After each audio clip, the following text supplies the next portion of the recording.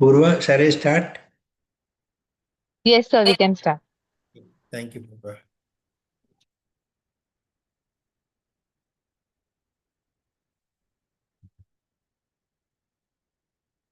Good evening to all of you. Today I will start with a long case first and subsequently multiple short cases. So can you see my slide? Uh, can you see my slide? Yes, sir. Okay. We'll start with the first slide. Okay. This is a story of a 47-year-old man.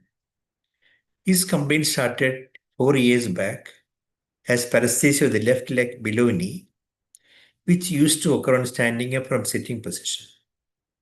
He went to the went for Ayurvedic treatment, and the symptoms improved totally and remained asymptomatic till 6 months back. For 3.5 years, he was all right.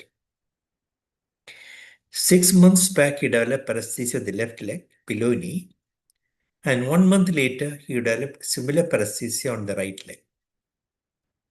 This paresthesia used to occur on sitting as well as on standing position. 2 months later, patient noticed difficulty in walking in the form of difficulty in propelling his right leg forward, as well as difficulty in putting chappals. He said his right leg felt heavy and put extra effort to push it forward. And this disability progressed to an extent of requiring the support of a walking stick for the last 1 month. Still he is able to ambulate with the help of a walking stick, but with great difficulty. So that's the story of the patient. There is no history of any backache or any bladder problem. So going back to the relevant point of the history, complaint started 6 months back as paresthesia, first in the left leg, followed by right leg. Then 2 months later, noticed difficulty in walking in the form of difficulty in pushing the leg forward and difficulty in putting chappals, and which is progressing, required the help of a walking stick. That's in short the story. No history of any bladder problem, no any backache or any root pain. Now, this is the video of the patient. His upper limbs are all entirely normal. There was no weakness. Tone was normal. Upper limbs were free. So finally, is confined to the lower limb. You had mild wasting of the right thigh, but there was spasticity of the right lower limb. You want to please more. Left side is not much, relatively normal. Upper limb power, there's no upper limb spasticity. That Beaver sign was negative. His weakness of right reflection was there on the right side. Was also there on the right side, left side, but less compared to the right side. As obviously weak on right side is less weak, reflexive. Knee extension was relatively good on the left side, but still it's weak. But little more weak on the right side. So both knee extensions are weak more on the right side. Hip abduction was also weak bilaterally, more weak on the right side. More weak on the right side. Very good. That is good. Adductors were normal power. Hip extension was also normal. I checked the knee flexion was normal. Very good power. I could not break it. Nose flexion on the right side was normal, grade 5. Left side was weak. Adductor was weak, normal on the right side, weak on the left side. Plantar flexion was normal bilateral. Eversion weak on the left side. Mild weakness on the right side, mainly on the left side. Normal on the right side. Left side is weak. Eversion was weak. Reflexes in the upper limbs were normally elicited.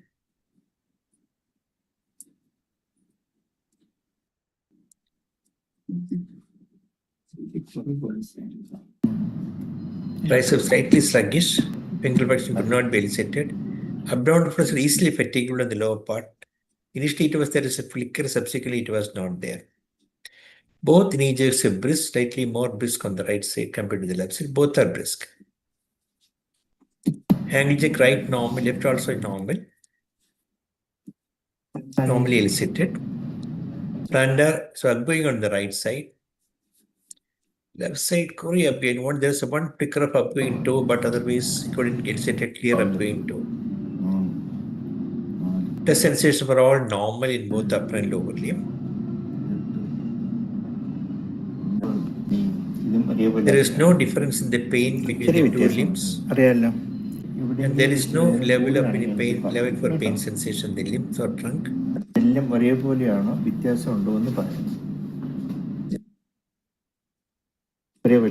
Same all throughout. Same in the left lower limbs also same. The vibration upper limb normal.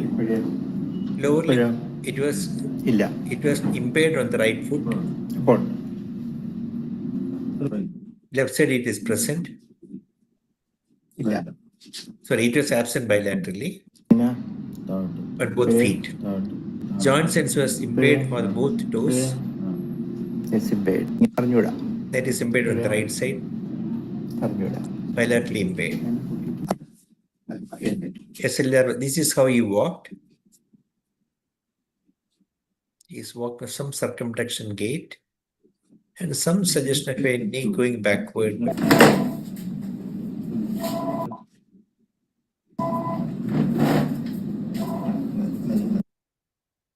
Okay, so I think I'll show the physical findings just once again.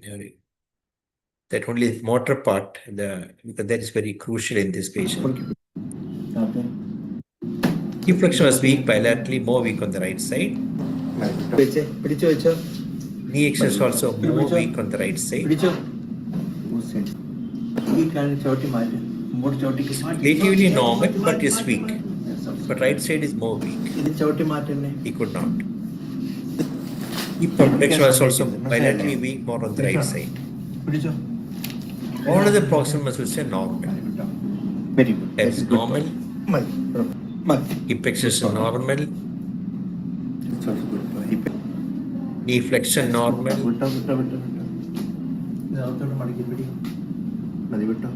But the distal muscle, right was normal, left was weak. That is normal. The proximal muscle is more weak on the right side, but here the distal muscle is more weak on the left side. It is weak on the left side. Okay, so that is regarding the. So on examination, cranials are all normal. Motor upper limbs tone normal, power normal. Lower limb mild wasting of the right quadriceps. Tone spasticity of the right lower limb normal on the left side. Power weakness of both hip flexors more on the right side. Both quadriceps again more on the right side. Both hip abductors again more weak on the right side. But hip adductors, hip extensors, knee flexors normal. Angle dorsiflexion, eversion, AHL weak on the left, and plantar flexion also normal on the left side. On the other hand, right side, all these muscles, right dorsiflexion, eversion, AHL, plantar flexion, all normal on the right side.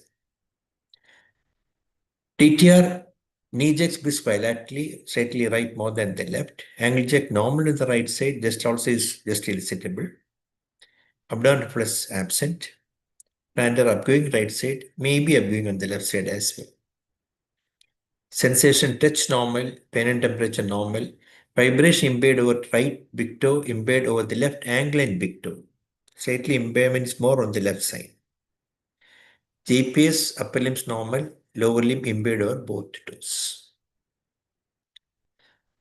Rombox test is mildly positive. Gait drag at right foot with mild Cori hyperextension of the knee. So this is the story of the patient. So where is your localization? Sir, one clarification, sir. Please.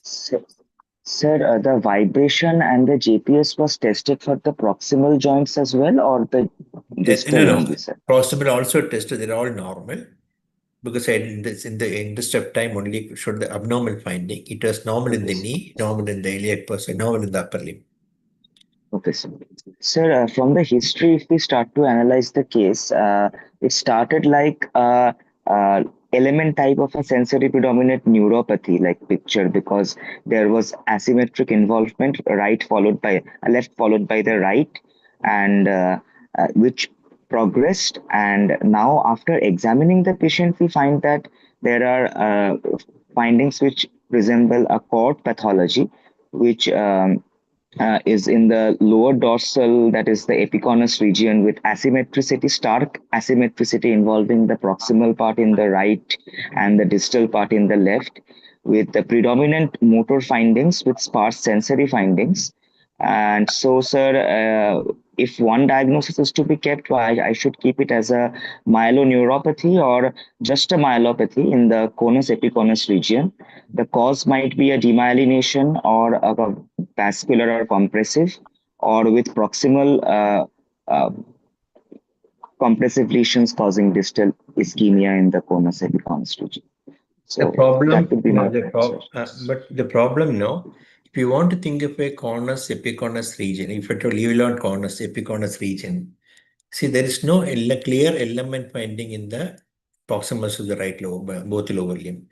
Say both either spasticity on the right lower limb, knee jerks are brisk bilaterally.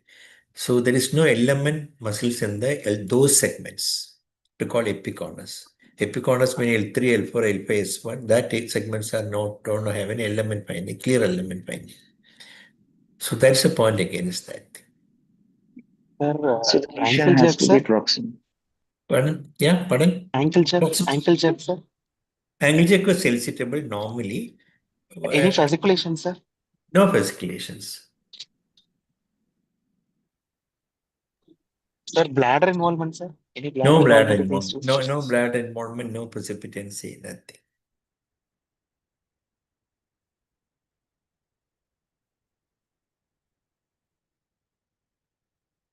It's not a straightforward case. That's why I brought this case.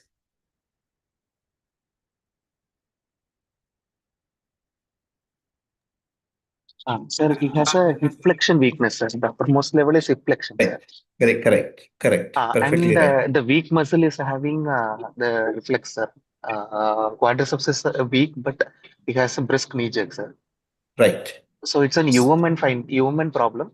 Yeah. Hip flexion is weak, so it is above L1, sir. Correct. And since upper limb are normal, it could be in the thoracic level, sir.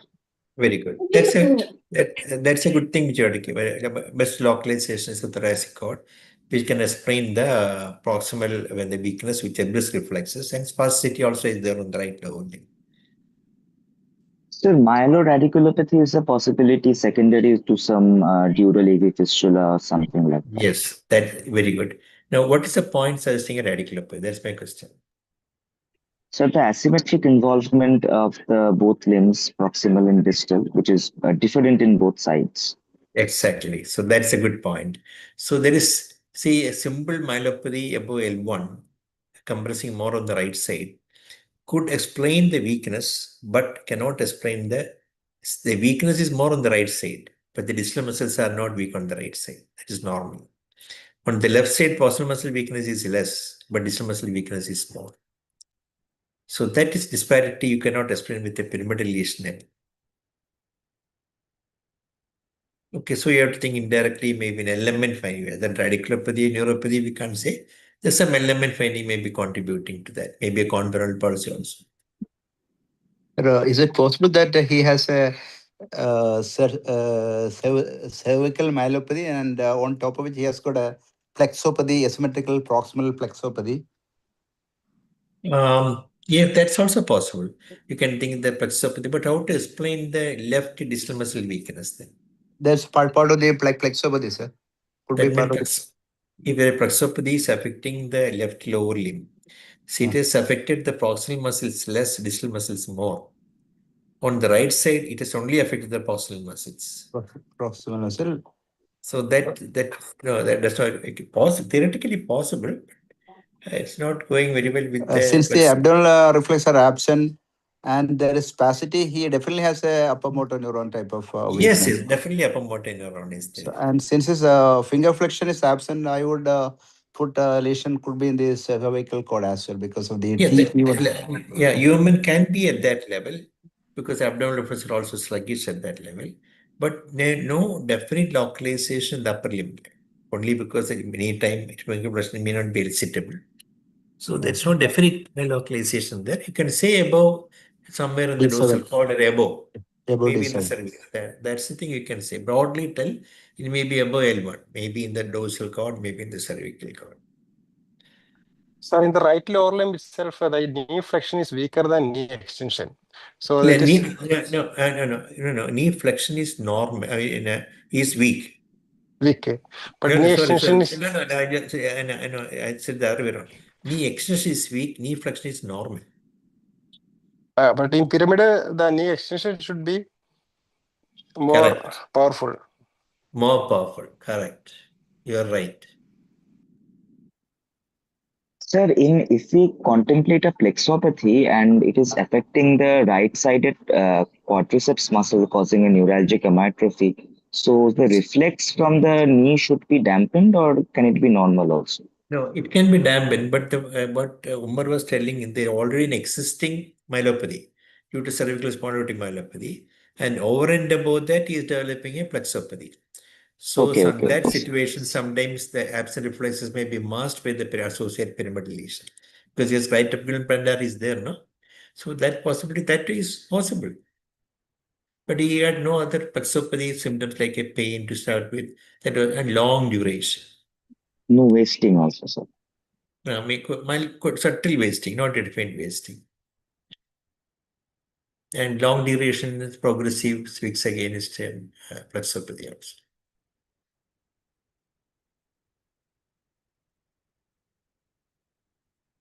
Okay, so any other thoughts from anyone?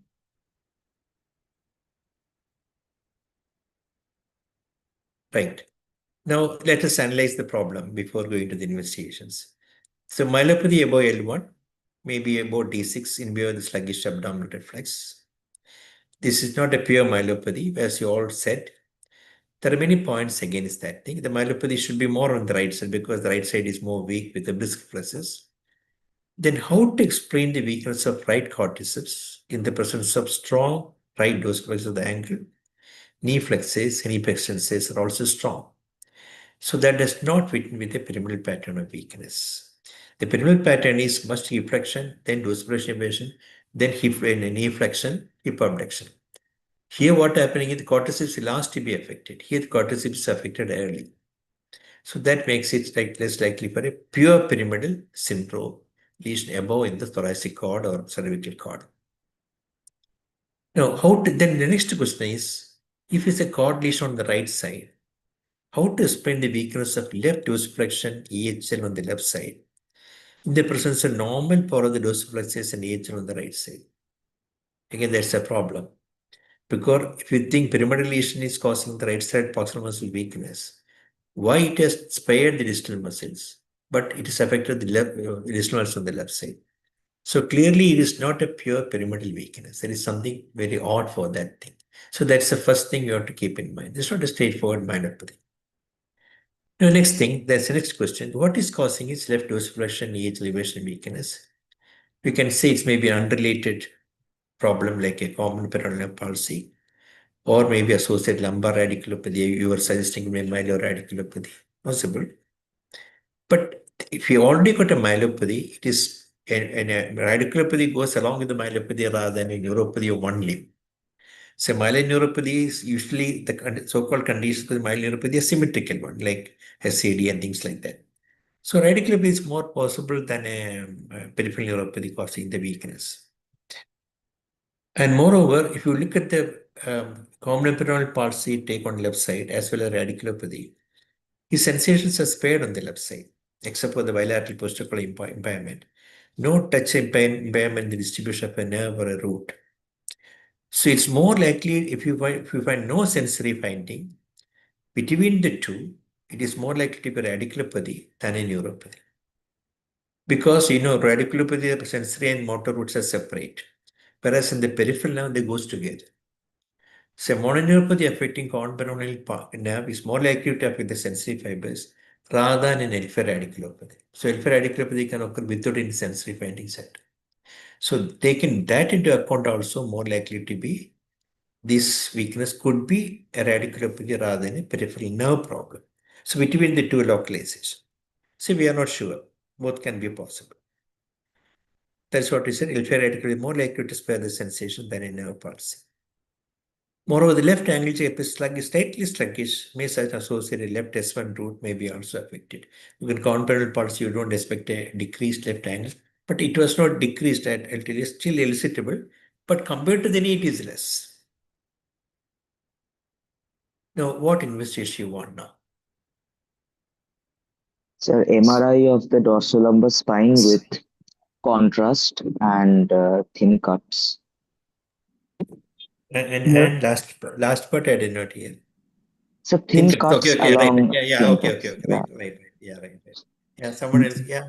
Nerve condition study, sir. Nerve condition study, including the proximal, the femoral conduction. Okay, right. That also you can do. Okay. Now let us see the first thing first. Let's put the MRI of the dorsal. He came with the MRI of the dorsal spine. This is the MRI of the dorsal spine. See, this is abnormality. The picture, they brought it with me. This is a poor quality MRI, I tell you. And this is one picture which is good enough is this one which they brought. This shows there is a disc between D7 and D8 and D8 and D9. And the corresponding chord, there is some hyperdensity within the chord which you can make it out. Now coming to the axial cut, this is cervical C7 D1. Then D4, D5 on the upper part, D7, D8 lower part. Now, if you look at the D8 and D8, D9, you can see the compression from the anterior part of the spine and the anterior part of the cord. Probably the disc empty calcified and compressing the cord. And there is some hyperdensity within the cord also. This is level below that. Below, there is not much of a compression. Only at that level, there is a cord is getting compressed. So this is area of interest, D8, D9. So you can see the compression from the anterior part of the cord. So he has compressed the cord at C8, D9 level, compressing the cord level. The corresponding level is D11 and D12. So that can explain if the patient's got a perimeter weakness above L1. So that can be caused by that. Okay, that level corresponds with that. The spinal cord is the lowermost part of the dorsal cord. But the clinical finding do not go with that. That will come to that later. So what will you do now? Sir, was there any evidence of any break in the spinal cord when the nucleus pulposus area reported? No. We only find this is the only picture they provided. There is a disc protrusion is there, calcified protrusion compressing on the cord anteriorly, and there is hyperdensity within the cord. So NCS, detailed NCS with proximal. You want NCS study? Yes, sir. With EMG. Okay. The radiculopathy NCS may not be pick up any real abnormality because muscles play multiple roots. All the roots are not affected. You may not find NCS to be normal in radiculopathies. Unless the muscle is so weak, sometimes you get a decreased amplitude. Okay, anyway, we'll do that. So, will you operate at this site now? No, obviously No, not. sir. Okay. So, next, can you explain the weakness of the right quadriceps and abduction weakness with this lesion, with the sparing and the distal muscle of the right lower leg? Can you explain or not? Because we Sir, found that. if we have this proximal compression, we may have that periarterial watershed ischemia of the conus region causing the anterior horn cell involvement of the quadriceps. Yeah, but that should be that is the arterial circle in the corner circle. But the least compression is at D12 level. Sir, lower down we may have some changes causing the weakness. Sir. Yeah, but what you said is need not necessarily be lower down. See, least can be inside the cord itself, can produce proximal muscle weakness. I'll tell you explain that thing. So yes, possible. So let us see myelopathy above L1 level. If the lesion happens to affect the medial part of the perimeral tract, it affects the proximal muscles. If you look at the perimeral tract lamination, the lateralmost, peripheralmost part is the one which supplies the lower part, the sacral area and as well as the leg area. The medial part supplies the more proximal muscles.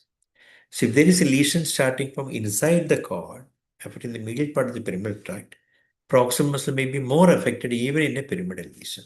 For example, I'll show that. Okay, this is the lamination of the cord. The lesion happens to be there, then you can have distal muscles can be spared.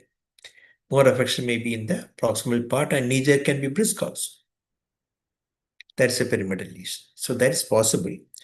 But here you have to explain a central lesion due to an extrinsic compression. That becomes all.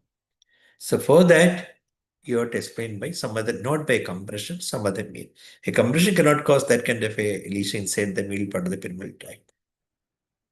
So the next question is, how come the central part of the cord is affected by compression outside? Maybe the extramedullary cord compression might have caused ischemia to the cord by compressing the anterspinal artery. That is very, very possible. See, anterspinal artery divides into two. Sulcocompression artery go to one side, on one time, the other side goes to the other side. Sometimes it may compromise only one part of the cord. Theoretically, that's also possible. Other side may be affected. There is, in fact, remember, there is bilateral postural muscle weakness, and both knee joints are brisk. So it is possible that both sides are affected. One side is slightly more affected than the other. So that possibility is very high likely. The lesion is not below, at the level of compression, where the ischemia is causing that's why you find central cord hyperintensity at that level. So you can theoretically explain the proximal muscle weakness due to pyramidal lesion with brisk knee jerk and big blunder, with a lesion at L1 level, above L1 level, D2 L1 level, explaining by not only by compression but the ischemia. That's a good possibility. Now, is there anything odd about this postulation? Only The cord bladder lesion. is spared. Bladder is spared for central cord. Yeah, the problem is that here the bladder need not always be affected with central cord lesion. For example, it is in relation to the pyramidal tract. Both sides are significantly affected, yes. But as I said, we expect some bladder involvement, but it is not there. But it's not a must for all the cases. For example, syringomelia also may not get bladder involvement there. Sir, another odd point is that there is a left-sided distal muscle weakness which cannot be Yes, explained by this. exactly. That's the point. Then if that is, moreover, if you take this postulation into consideration, the cord is compressed bilaterally and more pyramidal tract compression is on the right side. But what we Yes, find sir. is that distal, more proximal on the left side is less affected, but the distal part is affected. So that you can explain by this postulate. So if the lesion is at D2 level, it was a central lesion. How can you explain the weakness of the distal muscles, the left lower limb, with mild affection of proximal muscles of the same? That is when it becomes so. Proximal should have been more affected. So then that question comes, is there an associated peripheral nervous system involvement, like radiculopathy in view of the distal muscles of the left side? Yes, quite possible. Maybe unrelated lumbar IV side. As a disc, there can be a disc below also. What prevents it from having a disc below? So what do you want now?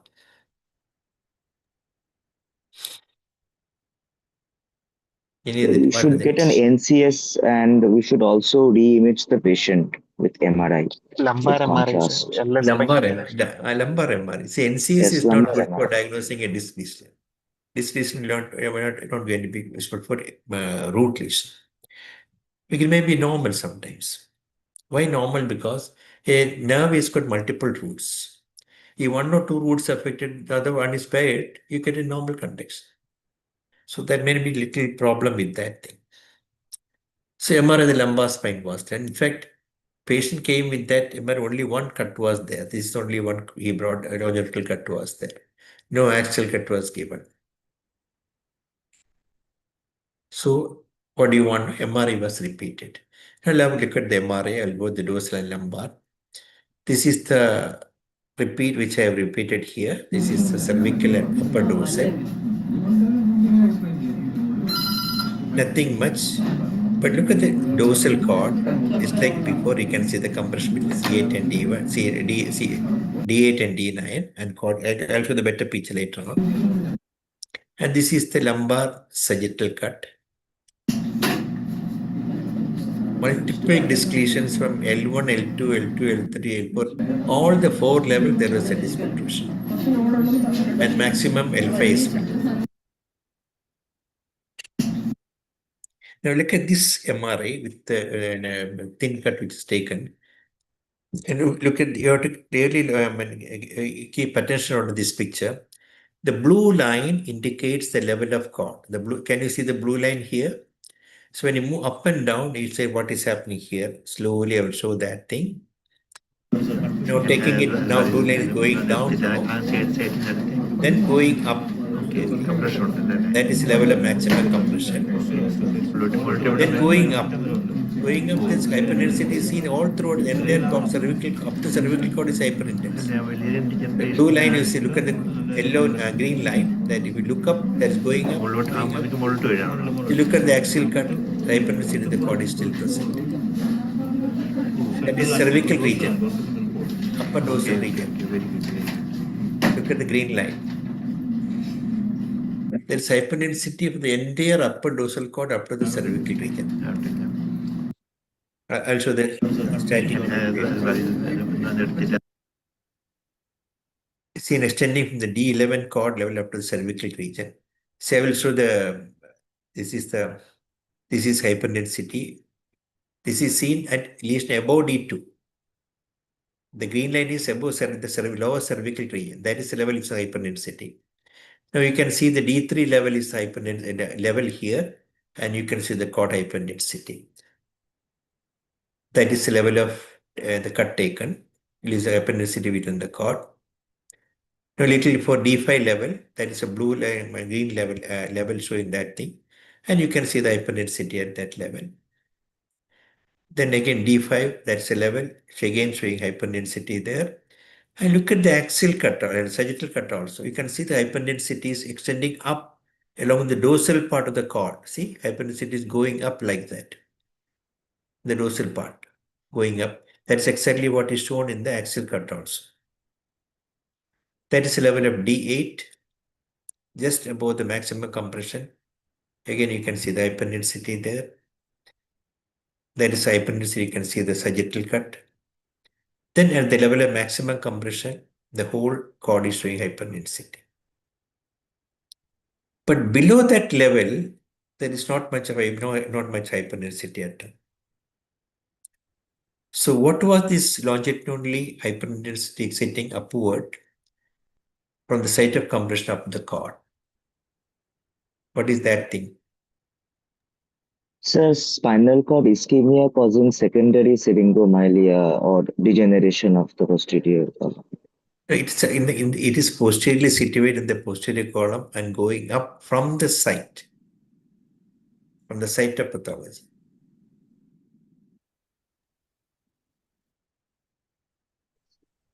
Subacute combined degeneration.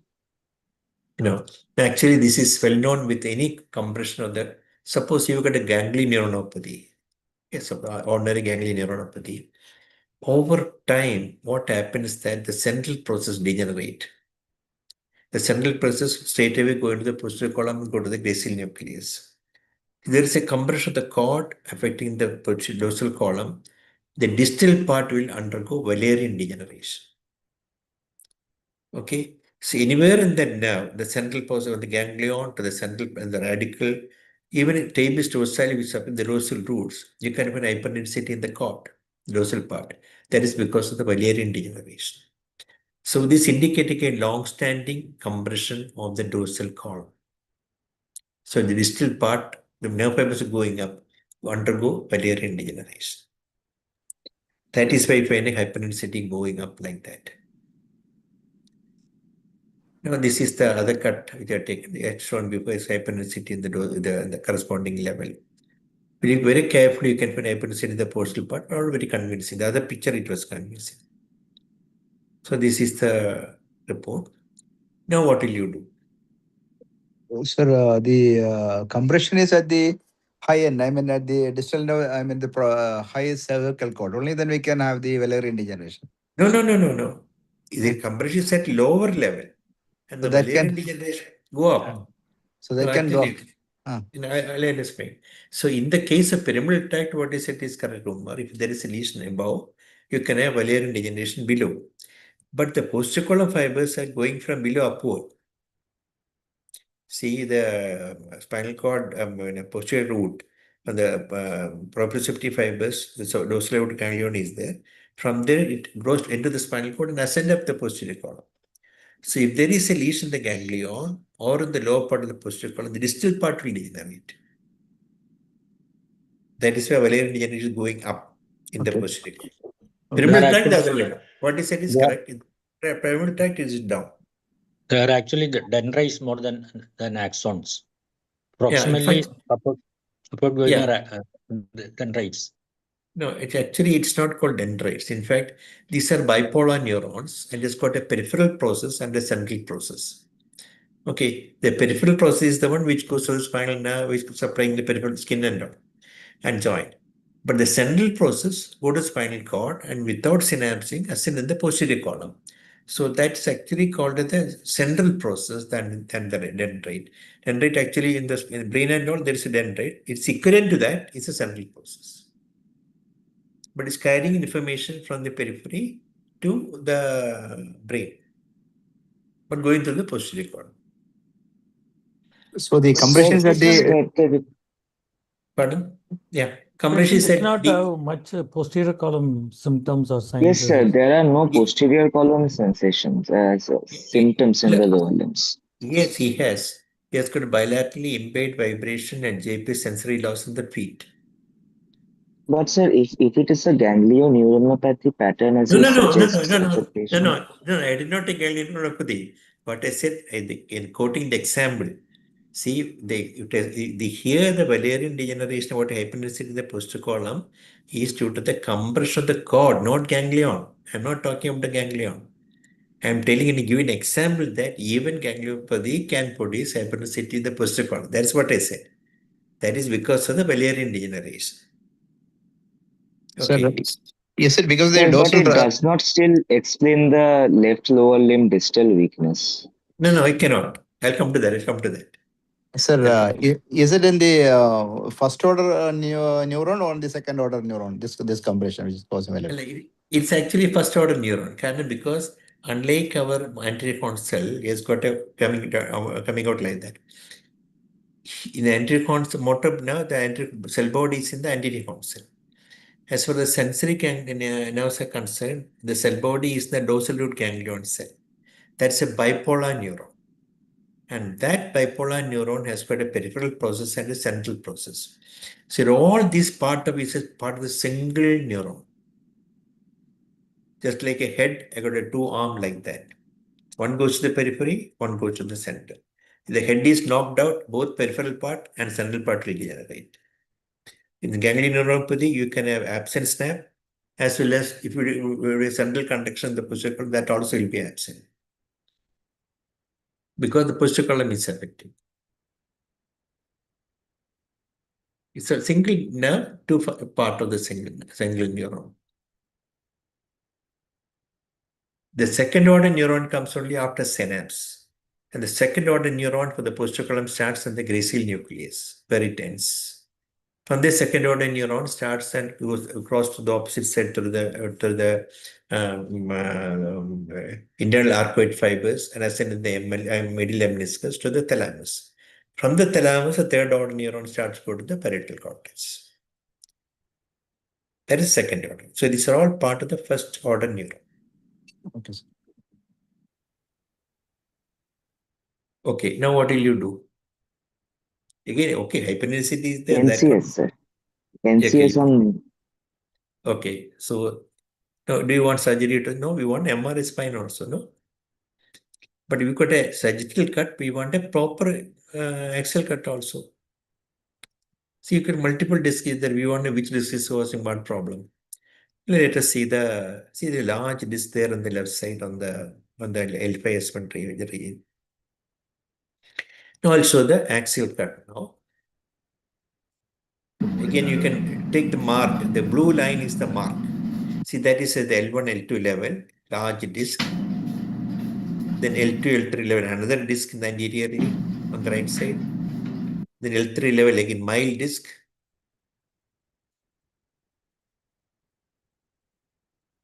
L4, L5, again, large disc. The foramen is not at all can be seen. And below that is okay. That is a good canal. So I'll show this picture once again. Trace the blue line, that is the level of the disc. That is L1 is maximally affected. Then comes L2834, another one. Then L3, and another one, the maximum bulge is in the L4, L5, where the canal is totally obliterated. See, the canal is totally obliterated on the left side, root canal. There is a disc there. I'll show the actual picture. L1, L1 will be there. The L3, L4, and the maximum on the L4, L5. You cannot not see the look at the right sided foramen, intervertebral foramen. Here it is not at all seen, it can be seen, totally obliterated. Now what will you do? You operate. The patient, sir, is unlikely to benefit from surgery. Okay, that's correct. But something has to be done for the patient. Sir, I would go for an NCS first. Okay, why do you want NCS for? The disc is there. Sir, there is a significant left lower limb distal weakness. So whether the disc is causing it or something else, we have to find out. Okay, that's good, very good. So there is associated lumbar IVD, which connects the left foot weakness. Now the next question is, will you operate the thoracic disc, lumbar disc, or both? Now, as you are telling correctly, we want some disc may be there, some multiple disc is there. We want to know whether that is causative or not. Okay. Even also many people know we've got a symptomatic take MR, even multiple disc will be there. So is the lumbar disc causative of the patient's left foot problem or not? So what will you like to do? Or was it a weakness of foot drop due to unrelated cause like FC pain? So what will you want to do? NCS. So they let us see the NCS. So the amplitude is grossly decreased. But that tells only is LM. That is not tell it's a nerve or a root. TA pickup is good on the left side, right side. Right side also, distal part is affected a little bit. Sensory potential normal. FA latency, obviously not obtained on the perineum because the amplitude is very low. So what do you want to do now? You wanted NCS, I gave you NCS. Sir, H reflex to look for X1 radiculopathy, sir. So H reflex was done, but that may not be going to help much. That is normal. So give a trial of steroid. Okay?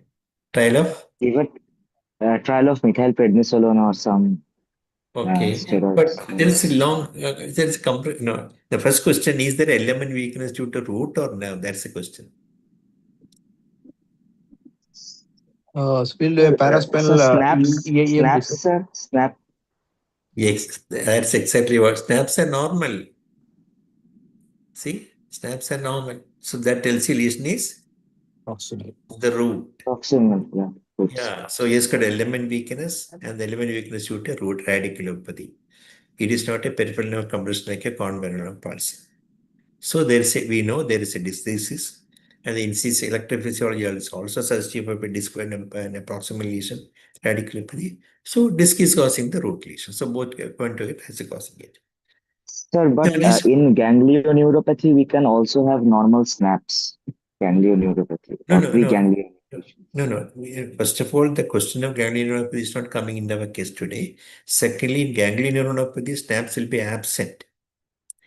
In CASP, the sensory radiculopathy, snaps will be present. The ganglion, just like told before, ganglion cell is the head. It has got a peripheral process and a central process. When the head is affected, both will die off. So the peripheral process is the one which is responsible for the snap. So snap will be absent in ganglion neuronopathy, but not in a central process affection. That's just like in a radiculopathy as we're talking now. That is where snap is preserved in the sensory radiculopathies. Sir, if there are intracanalicular ganglions, can we have normal? Yes, it is there. Yeah, that's an exceptional situation where the intracanalicular ganglion is there, then it can be absent even in the root lesion.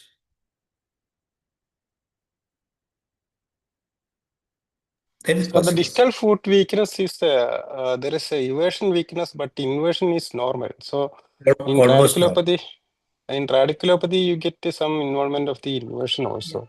That depends upon, no? For example, tibialis posterior, if you take, there's inverter. S1 has got a dominant role that is supplied by the tibial nerve. Whereas inversion is mainly by the L5 segment. L5 has one contribute, but that is in the L5 distribution. So some disparity can occur. That is understandable. Sir, vitamin B12 was done for this patient? But plantar flexion weakness is not there in this patient. Yeah. No, sir, vitamin B12 assays were done for this patient, sir. No, I did not do. Because there is no question of considering that possibility here. Yes. But the clinical picture is not at all fitting with the SCD picture at all. Proximal asymmetrical weakness and asymmetrical distal weakness. So the weakness of the right lower limb also doesn't fit into a pyramidal type, and Yes, less it with is. It is fitting with. The only thing is that C has got a brisk reflexes passing in the upper limb. And the cortex is spastic. So there is a pyramidal lesion there.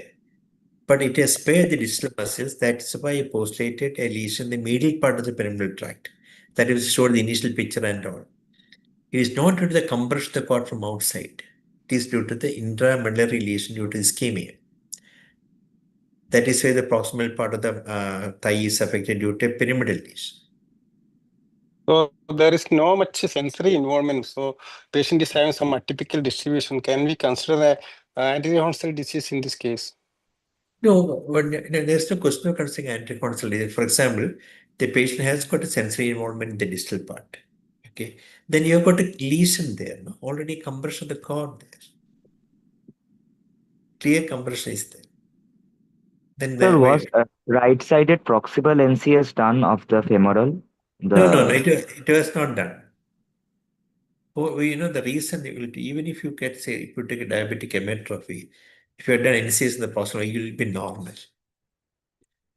You won't get abnormality unless it's significantly affected.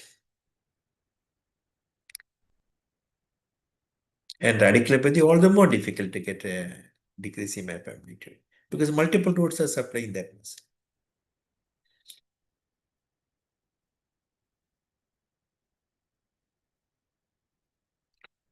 Okay, so NCS was suggestive of a radiculopathy, due to unrelated CPN palsy. H reflex is normal. H reflex normal also indicates what? In the presence of he has got a posterior column loss in the lower limb, but H is preserved. That means the loss of posterior column sensory loss is not due to the root involvement, but due to the posterior column involvement. Whether compression or whatever it is, ischemia due to involvement. There's an indirect, I will tell you that that's due to, again, a cord compression is there. Any role for SSCP in this case, sir, from the upper limb? SSCP, that is a good thing. There is a definite role because H reflex is normal. If SSCP is prolonged, indicates the lesion is on the posterior column. That is a good investigation which you can do. But already we have shown posterior column involvement. Yes, sir. But in case of SSCP, if we are doing a lower limb SSCP, the patient is having so much of compressive lesions in the cord. So will it not be affecting the results of SSCP, sir? Yeah, that's exactly the aim is to find out. Suppose you got to see there is a cord compression. That naturally you expect a posterior column compression. SSCP will be abnormal. Now, what Umar was trying to answer, ask is that he has got a loss of posterior column sensation in the lower limb. Okay, the snap is normal. That means the loss of posterior column sensory loss is not distal to the ganglion.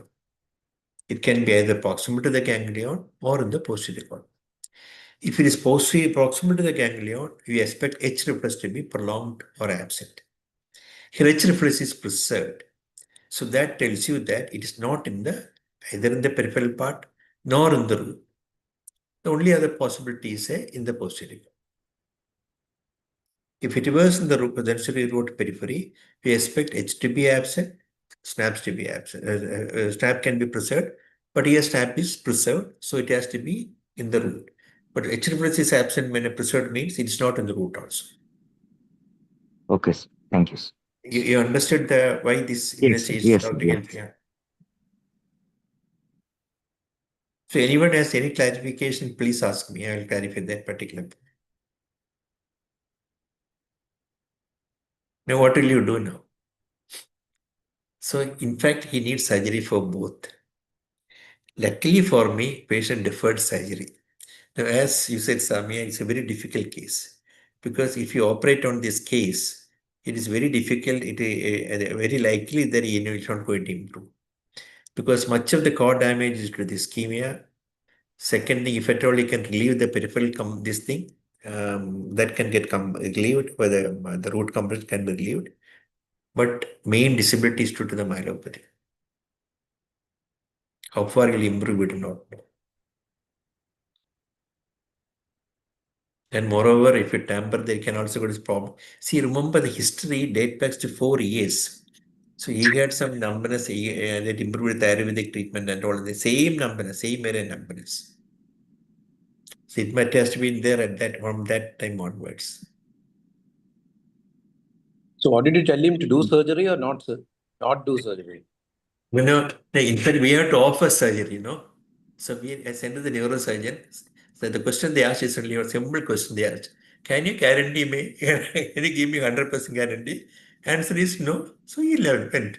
That is we were also very happy that he went. If somebody asks you guarantee, that means don't touch that patient. That is our dictum. How can you guarantee anything? Even medical treatment.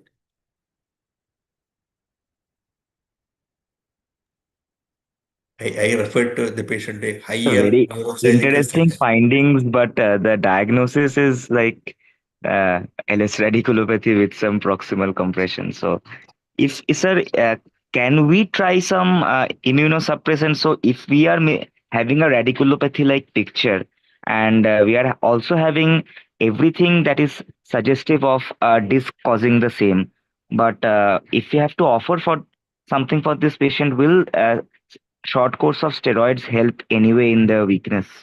No, it may produce a transient improvement by relieving the root edema and all, but it's not going to cause any significant improvement in this patient. See, in radiculopathy, in disc prolapse, you can give steroid to relieve the pain. But if the mind weakness will improve, but significant weakness never going to improve with steroid unless you relieve the compression. Yes. Yeah, True. disc compression produces surrounding edema that can get relieved. Okay. Any questions before I go to the next one?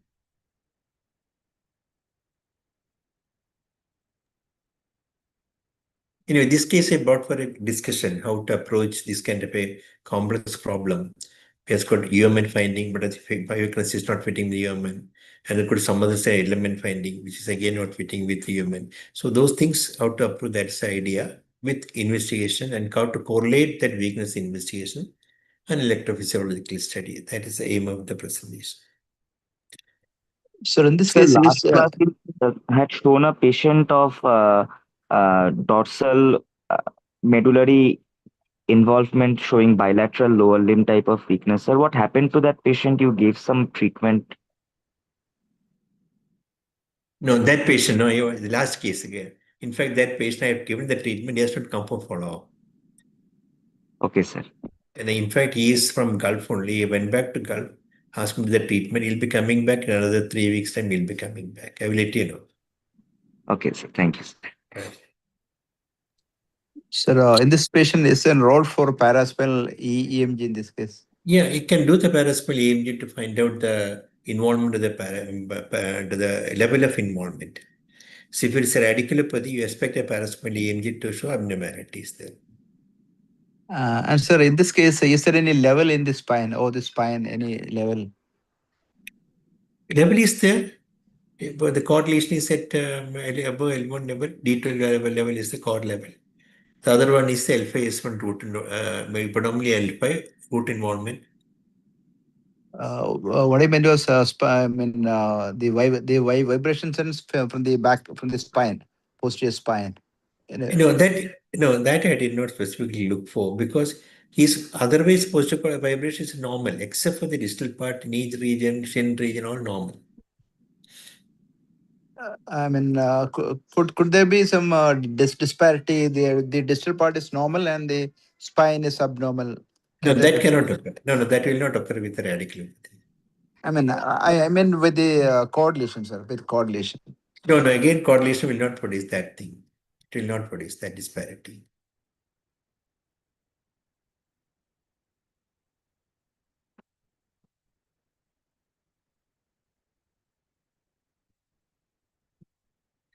Okay, shall I go to the next case? Yes, sir.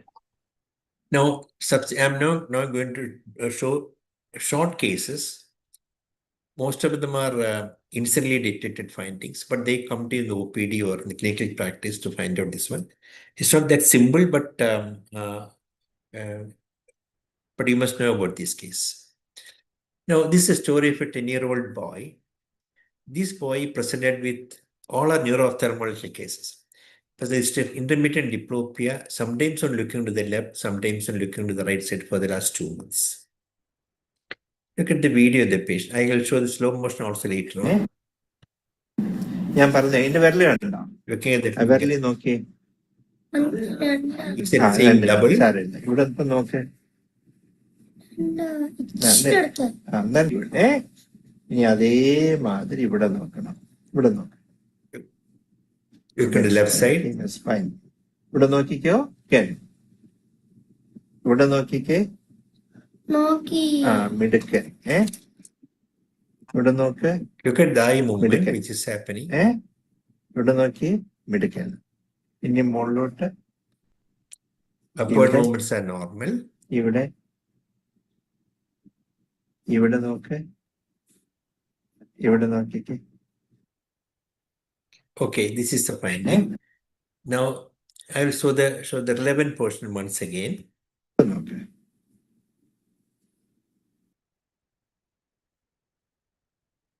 മിടുക്കൻ മിടുക്കൻ okay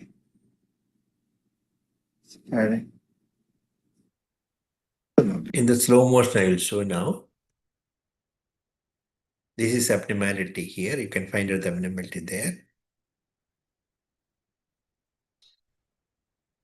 The left eye is going down, only looking to the right side. And the right eye is going down, only looking to the left side. Upward and downward movements are normal. Any thoughts? This is alternating skew deviation, periodic alternating skew deviation. No, this is not skew deviation. You can consider that possibility, but this is not skew deviation. Duane Superior oblique overaction. So Pardon? bilateral Duane bilateral superior oblique. Yes, that's the answer. Brown This syndrome. is not Brown syndrome. I'll tell you what it mimics Brown syndrome. I'll tell you the difference between the two. Now, this is superior oblique overaction. Now, look at this. I'll tell you how to differentiate Brown syndrome. I'll show the subsequent video. See, what happens is that on looking up, there is no restriction of elevation. That is not the thing that's happening in a Brown syndrome. Second, looking down is okay.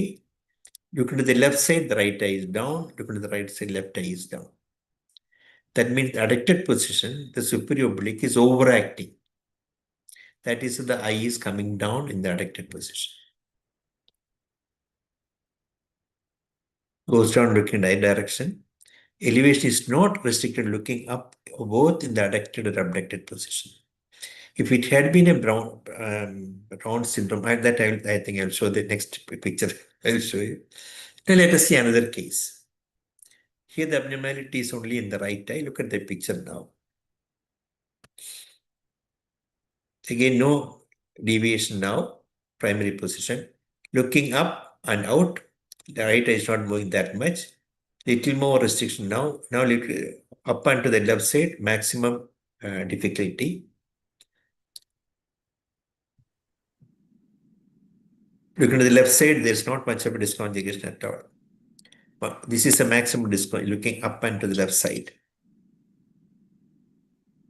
Okay, I will show this slow motion again.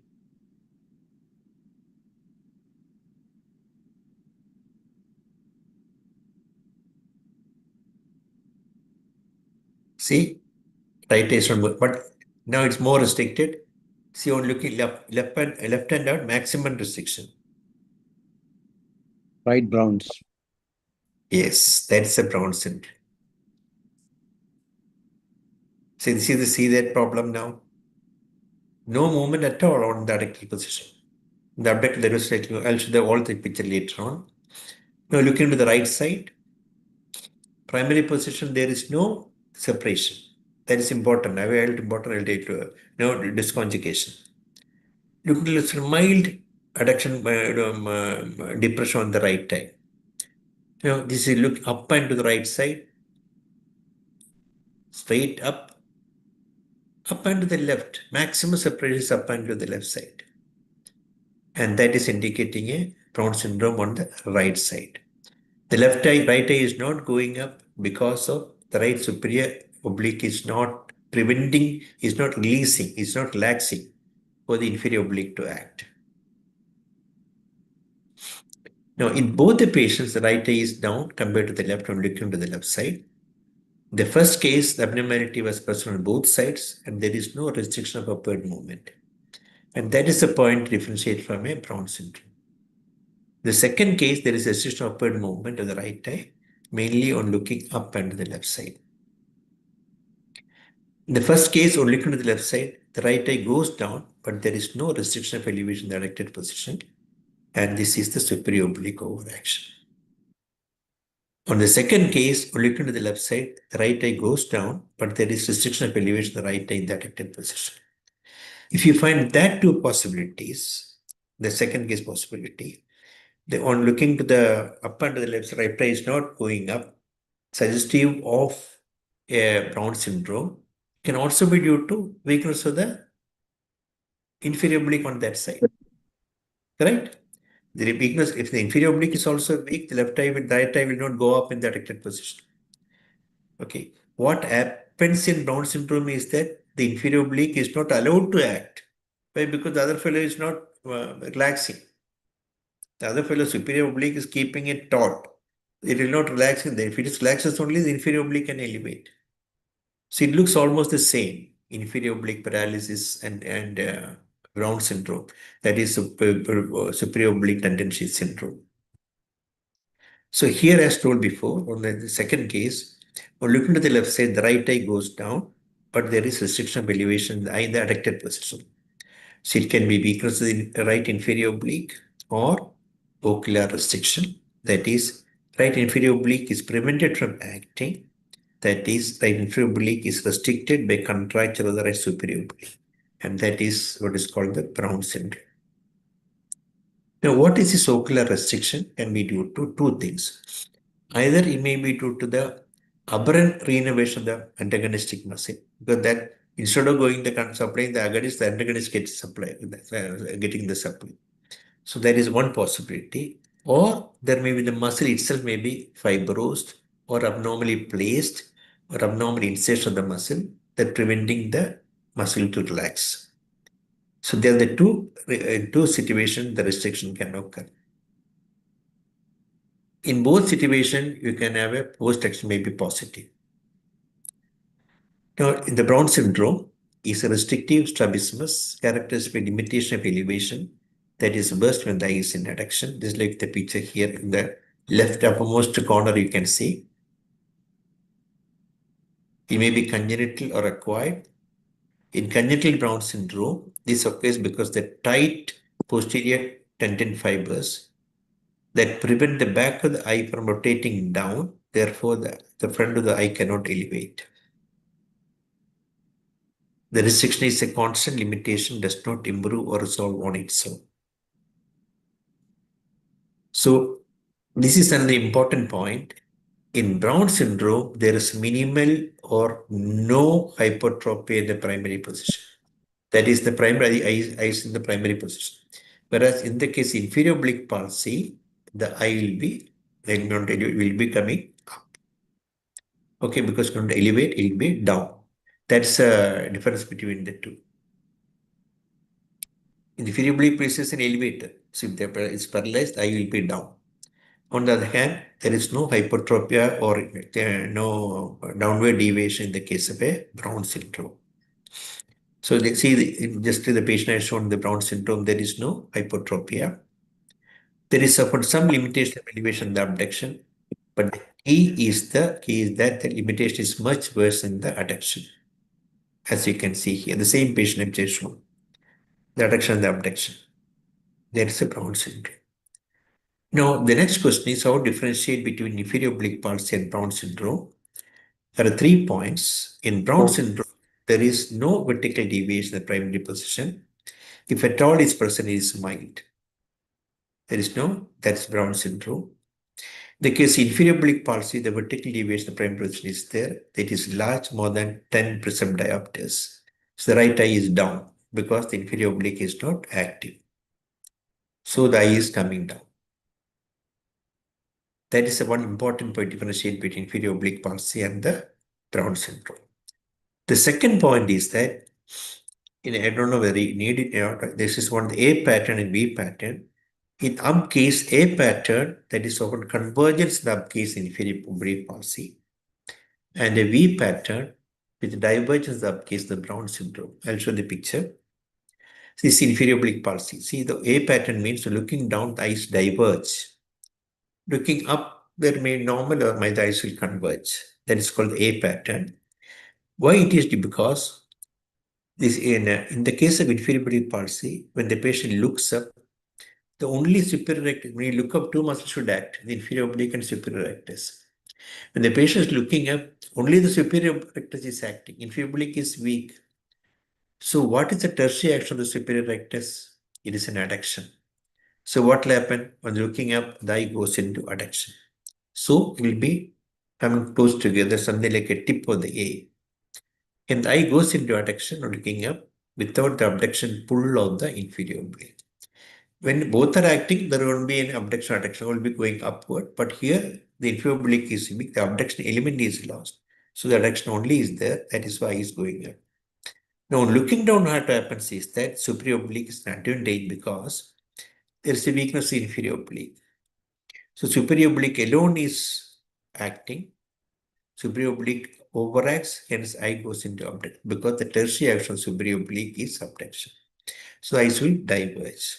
So this is the responsible for the A pattern of abnormality in inferior oblique palsy looking up and down. On looking up, it converges, looking down, it diverges. On the case of Brown syndrome, it is the opposite or none. There will be no movement, or if at all, it is the other way around, a B pattern. Anyway, I think this explanation, you can skip it, that thing. Now, the second thing is that you can do the head tilt test. Third point is head tilt test. See, in any oblique palsy or muscle paralysis, you can vertical superior inferior rectus or oblique, you can do the head tilt test. This is more useful for oblique palsy, whether it's superior oblique, inferior oblique. So that will be positive in inferior oblique palsy, but it will be negative in Brown syndrome. Why negative in Brown syndrome is because it's a contracture. It is tethered. It is not allowed to rotate. So even if you do the head rotation, that eyeball is prevented from rotating because it is restricting the eyeball movement. So why head tilt is negative in Brown syndrome? Brown syndrome is a restrictive orthognopathy. Hence, even one muscle is fibrosed or affected by the restrictive muscle disease. Rotation is not possible. The intact inferior rectus cannot act as an extorter because the fibrous superior oblique tendon will not relax during the external rotation movement, which normally occurs when the patient head rotates the opposite direction. However, head will be positive inferior oblique palsy because the intact inferior rectus can easily produce extortion because there is no restriction by the antagonistic muscle. So that's regarding these two cases. So does superior oblique overaction cause diplopia? Usually? They can cause diplopia because there is a disconjugation occurring at that point, they can cause diplopia. But do patients usually complain of diplopia or is rare? Most of the time they don't complain of it. Sometimes they can complain. Just like Duane's retraction syndrome, it is present from early childhood, from birth onwards, but they can also have diplopia later. Recently, we had a case of Brown syndrome referred to us from an ophthalmologist where they used this test called the Amsler grid test to see the degree of the excyclotorsion or the encyclotorsion. Yeah. So that can differentiate very well between inferior oblique palsy and Brown syndrome for an ophthalmologist. Yeah, that's also possible. You can look at the fundus and the if you look at the fundus and the position of the macula and this thing, you can find out that thing. Instead of the Amsel grid, no, you can look at the fundus itself.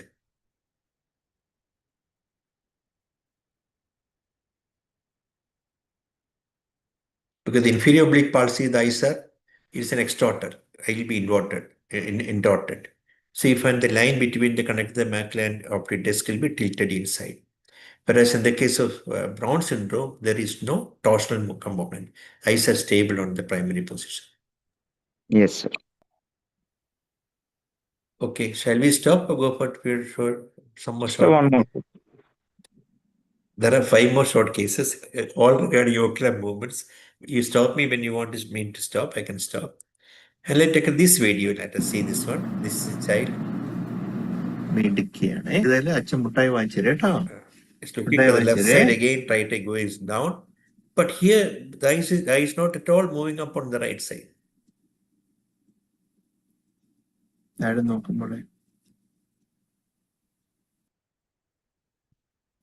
Unlike the previous case, here the right eye does not move up in both in the abducted and adducted position. Double elevator palsy. Elevator palsy?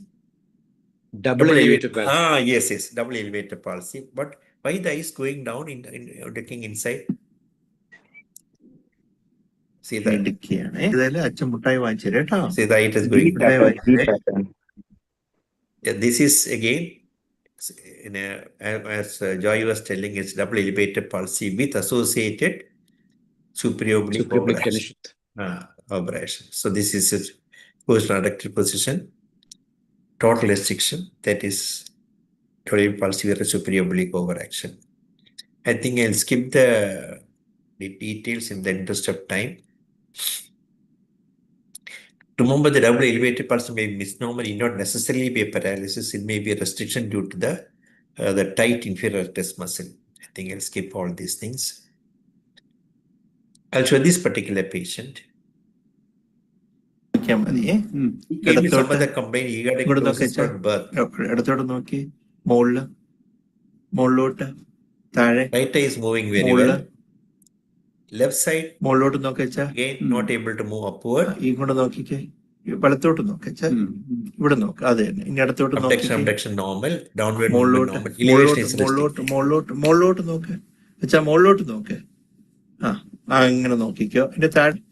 ഞാൻ പറയുമ്പോ വാ തുറന്നേച്ച അടച്ചേ വാ തുറക്ക് അടച്ചേ വാ തുറന്നേ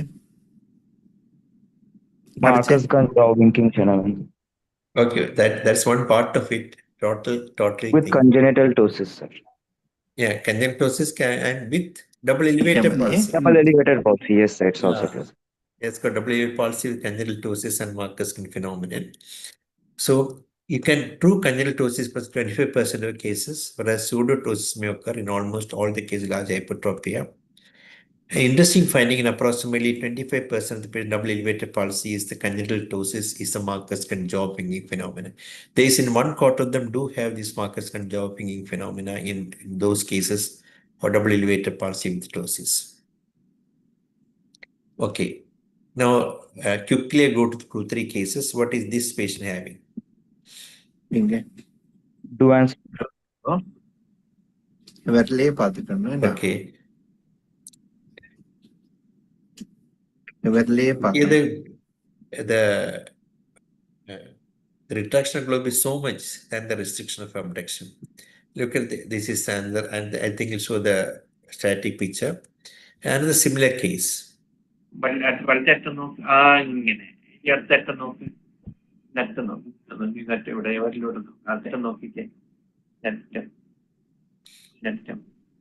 So diagnosis? The Duane's retraction syndrome, bilateral. Correct. The question is why that is going inside? Why the eyelid is coming down?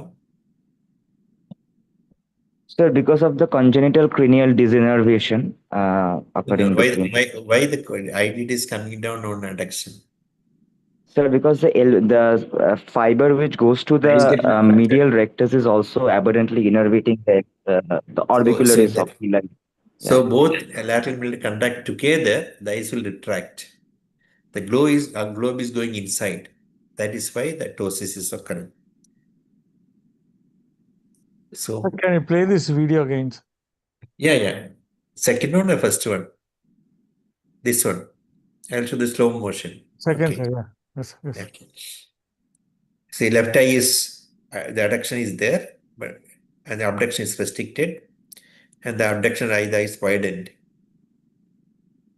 Looking down on the adducting position, the eyelid is coming down. What happens is that there is failure of abduction due to the restriction of the by the medial rectus.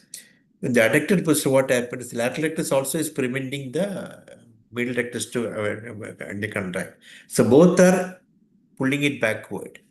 Okay. So you get diagnosement side. And now they think it's not due to the fibrosis or anything. It is because the aberrant innervation of both the things simultaneously. Both medial rectus simultaneously getting the supply. So both will contract.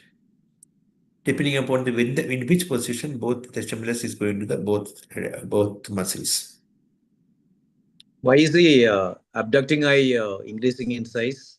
The palpebral fissure. The other one is because of retraction. The other, the opposite eye is because that is release of the retraction. There is no retraction occurring at that time. That is why it is coming out.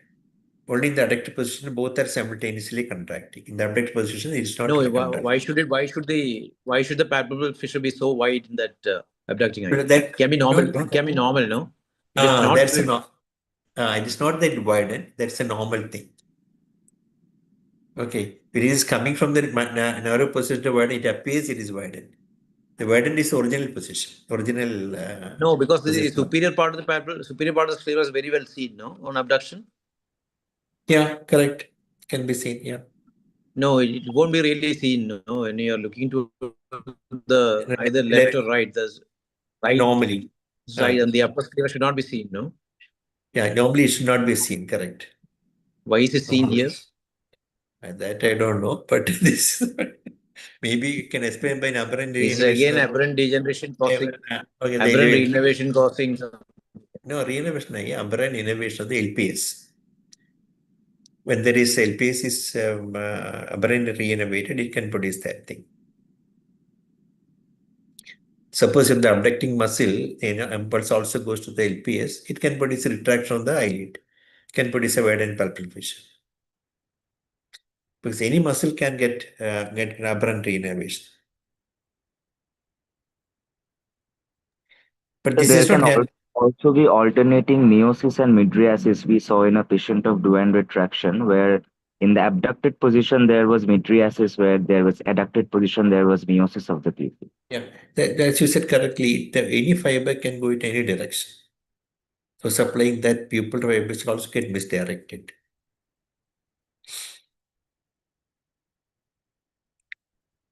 Okay, one last case, I think I'll skip the explanation. This is explanation of the lead narrowing. Then this I'll skip. Now, this patient, last case, this patient was admitted to the hospital with unrelated, he was admitted G-base only. He was noticed to have this ocular movement abnormality, which is present from birth. But he has, in addition, bilateral orbicularis weakness. What does video show?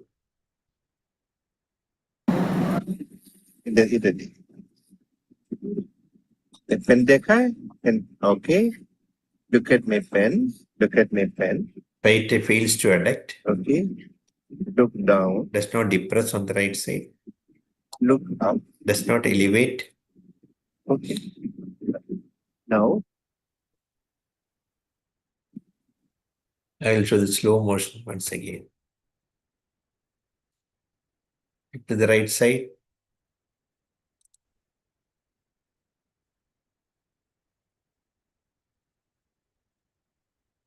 Then looking to the left.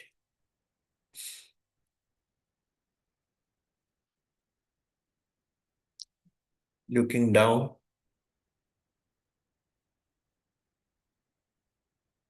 Looking up.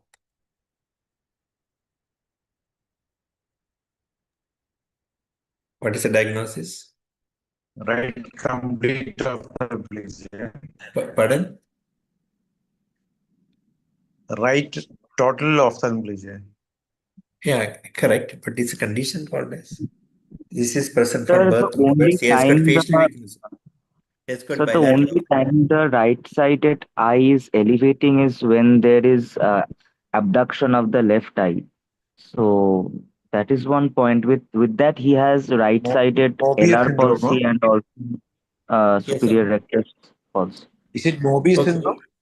Yes, it is Mobius syndrome. See, as I told you, he has got bilateral orbicularis weakness also. So there is a typical Mobius syndrome. Mobius syndrome can aberrant innervation also, but he's got a paralysis. That's the important thing. Mainly lateral rectus and sixth and seventh, but they can have partial third also. He's characterized by a combination of facial palsy, sixth nerve palsy, and partial third nerve. And they can have distal limb abnormalities such as syndactyly, clubfoot, etc. Somebody can esotropy, forgettable facial. Okay. And the craniofacial abnormalities can occur that include macroinathia, tongue abnormalities, facial oral flaws. Oculomotor abnormalities include limited abduction in more than 90% of cases, limited adduction 65%. So that's the story of the patient. Is it bilateral or mostly unilateral? Most of the time it is unilateral. Facial weakness can be bilateral. And that one peculiarity of Mobius syndrome is that it is the orbicularis oculi that is affected rather than the lower part. There are only Sir, 2-3 conditions. Pardon? Sir, if we find asymmetric involvement, should we also image the patient before declaring it as Mobius syndrome? Because, sir, we are having some asymmetricity in the EOM involvement, sir. So, No, that's a possibility, but you remember that this patient is having this problem from birth onwards. He did not have any complaint. He came for some other illness. One curiosity to ask what is having I said that is a present from birth onwards. the focal serings in that area may cause Yeah, right side. there can be some congenital aplasia of the nucleus is known. For example, first nucleus aplasia, third nucleus aplasia can be that, but they seldom be picked up in the imaging. I had seen one patient where the facial colliculus were absent in a congenital facial palsy, but most of the time, even though this palsy is there, it might be picked up in the MRI. Only some small group of neurons will be abnormal. So imaging may not pick up abnormality most of the time. Rule out other causes we can take, but very unlikely that present from birth onwards.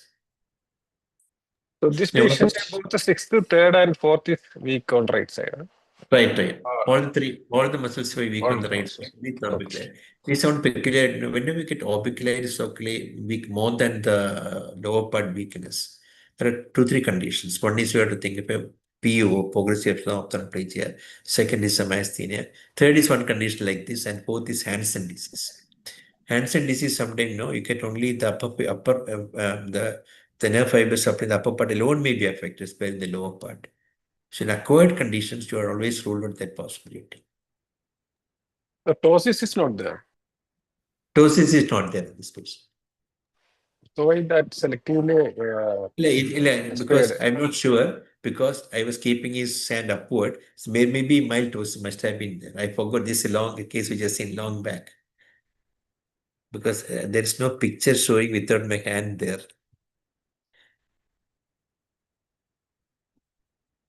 So Must have maybe been. the central single nucleus is spared and the other nucleus. Yeah, right.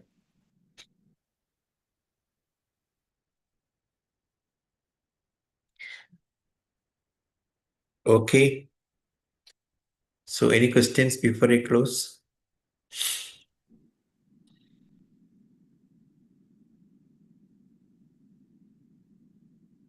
Okay then. See you next week. Good night. Thank you, sir. Good night. Thank you, sir. Good night. Thank you, sir. Good night, sir. Good night.